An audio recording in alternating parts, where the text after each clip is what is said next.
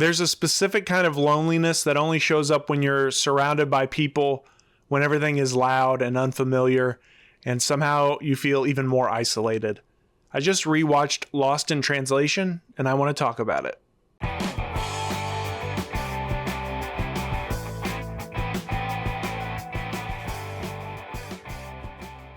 Released in 2003 and set almost entirely in Tokyo, some in Kyoto, Lost in Translation follows two Americans who cross paths while staying at the same hotel.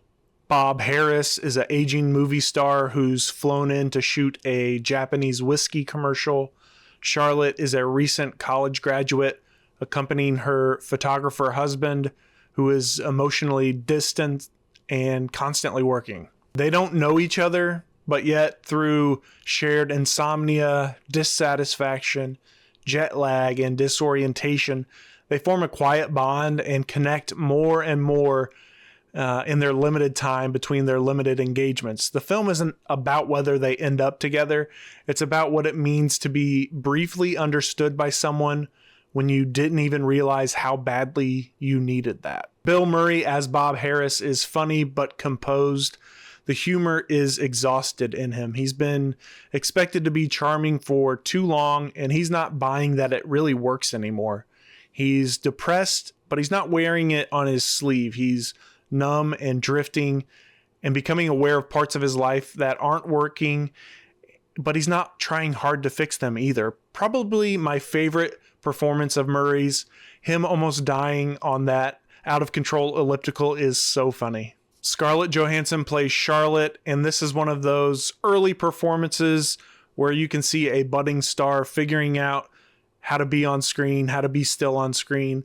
Charlotte is young, but she's not naive. She's observant and thoughtful and unsettled by this idea that she might be living someone else's version of a meaningful life. Things are going well on paper, but still she's unsatisfied. Giovanni Ribisi's husband character is intentionally thin. He's not a villain. He's just absent. He's emotionally checked out.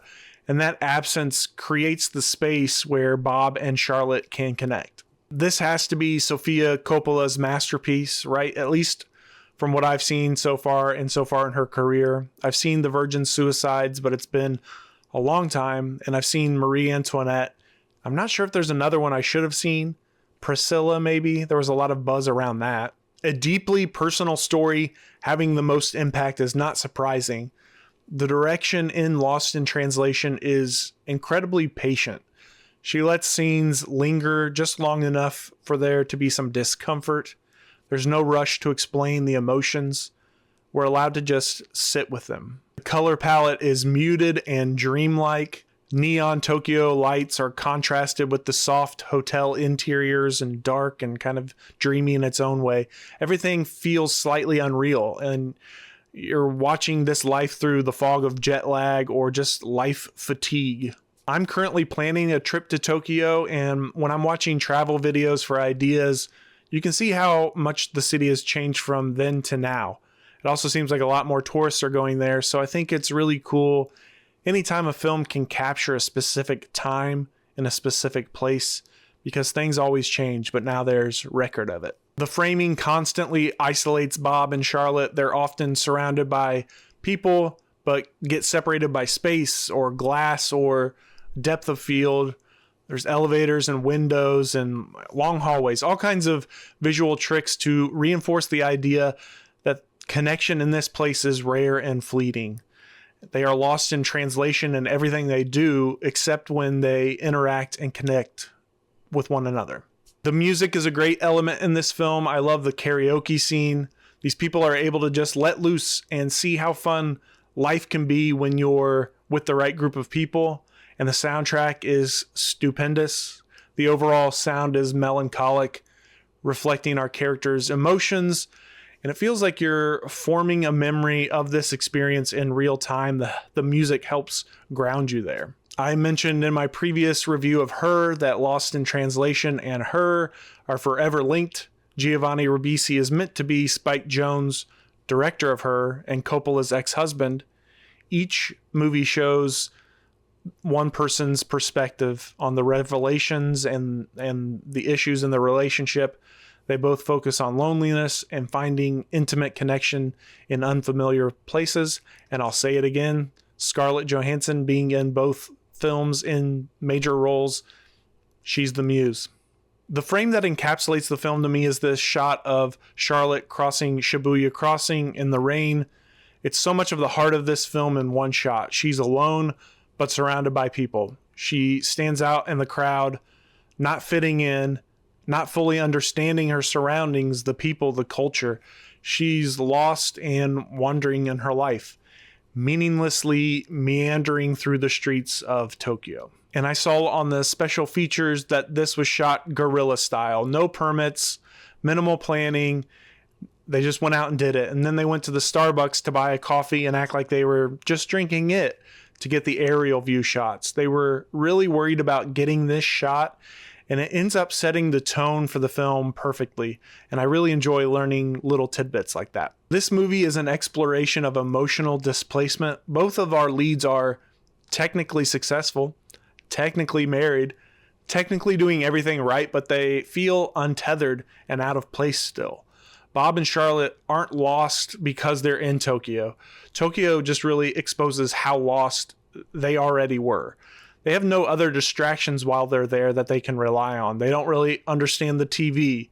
They make no effort to really understand the place or the people, so they find each other and latch onto each other. Another core idea here is timing, not like in a romantic right person, wrong time sense where they could have been lovers if this was another stage of their life, but understanding that some people enter your life to reflect something back to you and not necessarily to stay.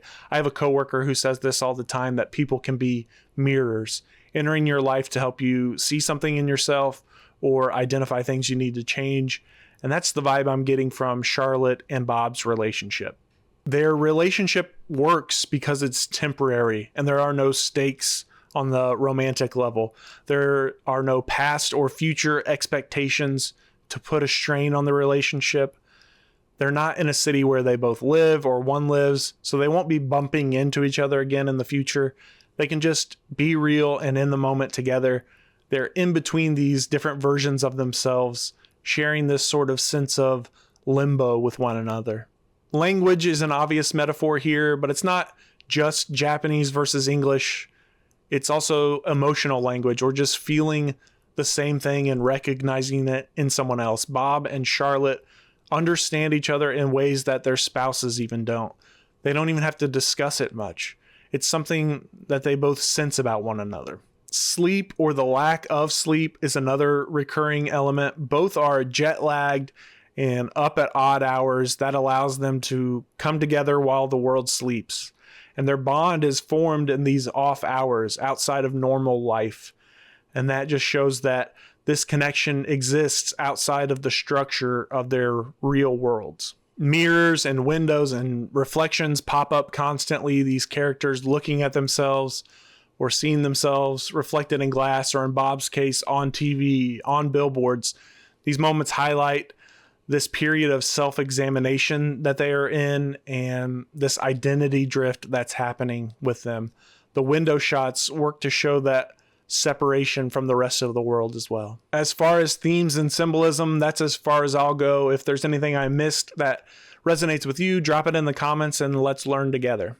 Parting is such sweet sorrow, right? So I think the pivotal moment has to be the final street goodbye Bob and Charlotte share. Bob spots Charlotte in the mass of people, calls out to her to get her attention, and goes to her. He whispers something in her ear that can't quite be made out, and it doesn't matter what it is, though. Whatever is said serves to give them both closure. You have the sense that they are on the same page, moving forward, and forever changed thanks to their time together. You can't and don't have to explain every interaction or instance of a person coming into your life, and immediate connection doesn't always mean a lasting bond, and that's okay. This film doesn't even pretend to respectfully depict Japanese culture. Some moments lean into caricature, and the jokes haven't aged perfectly. Part of the conceit is that, though. People need to think that Bob and Charlotte feel like fish out of water. But for a culture that places so much emphasis on respect and tradition, it can be hard to watch in moments. The age difference has to be discussed too. Bob has more power and experience based on his age and success, and I think the film is aware of that, but it doesn't really go too deeply into it. There are times where it does feel like a will they, won't they film, and those moments can be uncomfortable. This movie does understand that not every meaningful relationship needs a label, and you don't need to cling on to it just because it meant something at one time. Take the lesson, take the moments, and move on if that's what's called for. Those brief encounters can realign you if they are powerful enough. Lost in Translation captures that feeling better than almost any film I've seen. It's quiet, it's unresolved, and it trusts the audience enough to sit with that and come up with their own opinion. That wraps it up for Lost in Translation. Thank you all so much for hanging out. Please like and subscribe if you enjoyed this video. I would really appreciate it. And if you're so inclined, check out the Patreon. I have it currently set up for one low price. Everything you see here for $3 a month as we build out that community. Thanks so much, movie lovers. See you next time.